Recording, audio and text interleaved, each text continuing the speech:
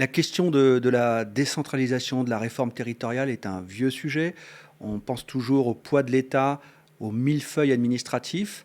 Il nous semble, avec Jacques Lévy, que c'est un problème aujourd'hui de déconnexion entre l'endroit où on passe son temps, l'endroit où on vit, c'est-à-dire là où j'habite, je travaille, je me divertis, qui est une échelle aujourd'hui qui est finalement très large, et une échelle communale qui est très petite. Je vais le dire autrement, on parcourait 4 km par jour en 1900, on en parcourt 40 km aujourd'hui, et le diamètre des communes fait toujours 4 km. On a donc une déconnexion entre le bassin de vie et le périmètre des communes.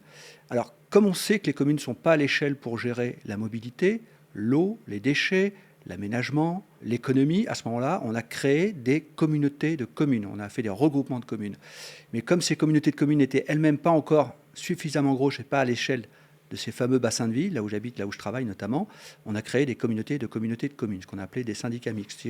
Aujourd'hui en France, vous avez 35 000 communes et 10 000 structures de coopération intercommunale. Ces structures ne sont pas élues au suffrage universel, ce sont elles qui traitent les enjeux essentiels de gestion de l'eau, des déchets, de la mobilité, de l'aménagement et du logement.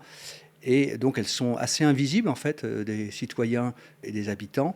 Et c'est ce qui rend la chose particulièrement illisible. C'est extrêmement coûteux, c'est inefficace parce qu'on ne travaille pas à la bonne échelle. On alourdit les processus de décision et ça a un certain nombre d'effets pervers que nous allons démontrer.